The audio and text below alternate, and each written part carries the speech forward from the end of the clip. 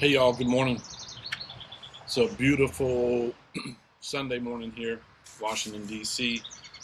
And I wanted to go over quickly some mid-season crops. We have here, I actually bought you can see that, it was a variety pack of different squash. And I'll show you here. There's really just an assortment of different squash seeds. So I'm gonna lay them out here and kind of separate them based on size. And then I'm just gonna take these two 4-packs and I'm gonna germinate them.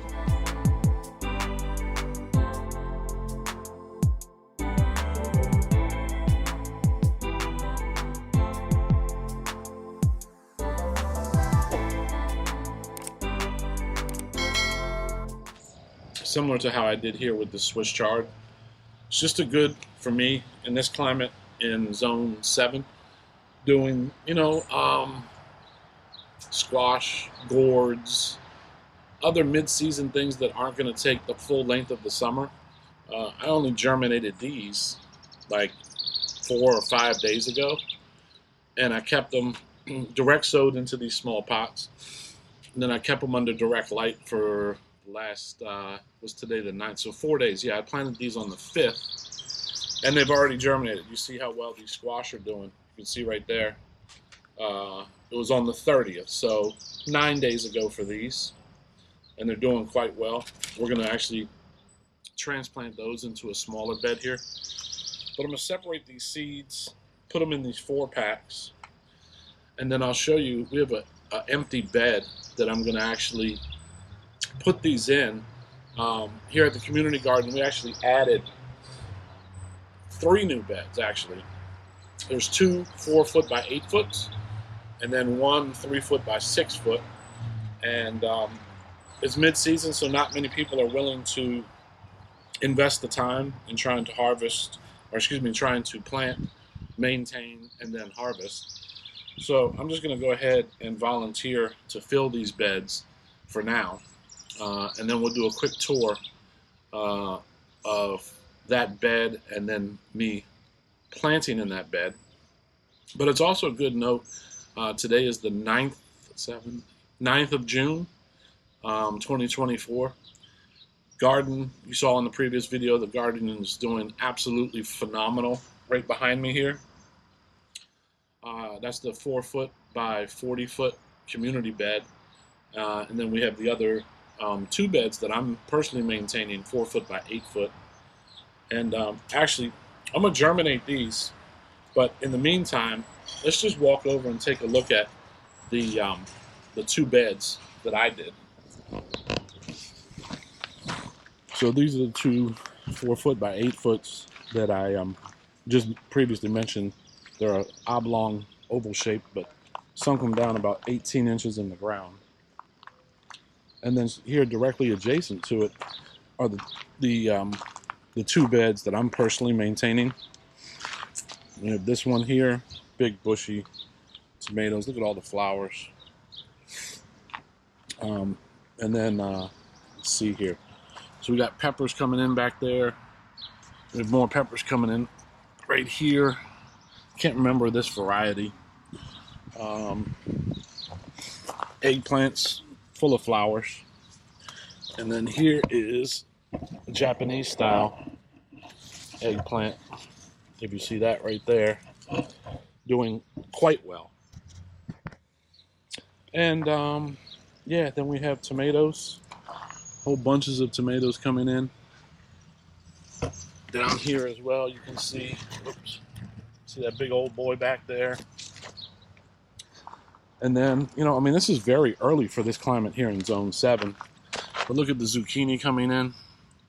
Wonderful. We have squash right next to it.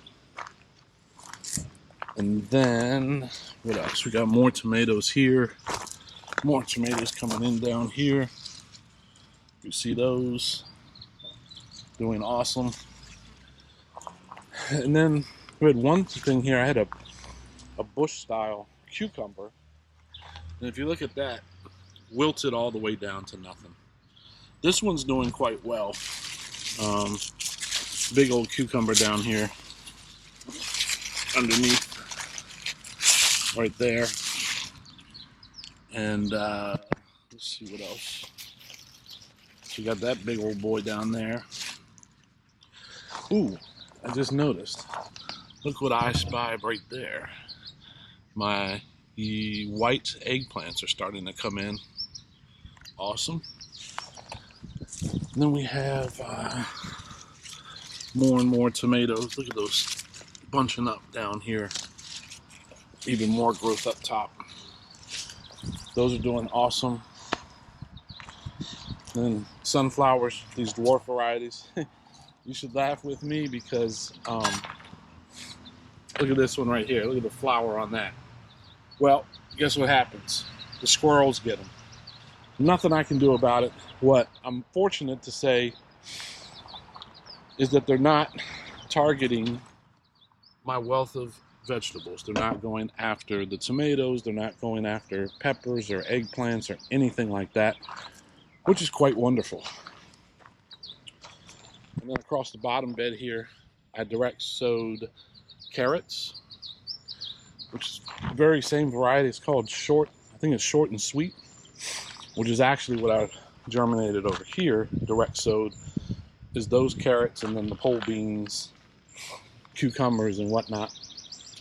So we'll look real quick at the bed I was referencing for direct sowing these new germinated seeds. It's this little bed here. And all I've done is put 2 cucumbers in right here. There's a yellow squash in the middle, and then 2 more cucumbers back there. So what I'm thinking about doing is putting the squash in each of these 4 corners. That'll now give it room to then bloom out and have the big leaves come out on the side of the bed, not interfering with the direct sunlight in there as well. So I'm gonna go ahead and direct sow those, and I'll come back and we'll get these guys in the ground. All right, so we got those all planted. We got one right here, squash, another one in the corner, and then both in the back 2 corners. And because these are small little germinated, I like to use my watering can just so it's not so abrupt of a force coming out of the faucet of my garden hose, but just want to gingerly water these guys in and get these last 2. And then I wanted to show you guys something. In the meantime, after I planted these guys in, I actually did some pruning of my tomatoes. I want to show you guys what exactly happened with them, because tomatoes can be kind of sneaky. I'm going to show you. Let me get that watering can down and walk you back over here to the community bed. So I pruned these tomatoes back here, and what does I spy? We have fruit all over. So this middle one here, these cherry style, is called a Gardener's Delight. They get to be about the size of, about bigger than a quarter. And then right there is our Better Boys. And if we walk back here to this back row, same deal. You see how much airflow I created by taking out those bottom leaves, but look what's under them. It's nothing but gorgeous, gorgeous, gorgeous tomatoes, and they're plentiful. So guys, with that being said, this was just kind of a quick update of doing a mid-season crop. I personally appreciate you guys for tuning into the channel. Be sure to hit that like button, subscribe to the channel, more updates coming soon. Trying to bring you as much as I can. We were a little bit delayed, but now I'm going to get more into the rhythm of posting more content on a regular basis. Like these, like I'm 5'11". These tomatoes, they're a determinate variety, but they are, boom, right here with me. So do me a favor and comment down below. Let me know what you're doing in your neck of the woods. What works for you in your climate. I'm in Zone 7 here, Washington, D.C., in our beautiful community garden. As you see, nothing but green, green, green growth and flowers. So guys, that's it. I'm gonna leave you all here for this video, and I'll see you guys on the next one.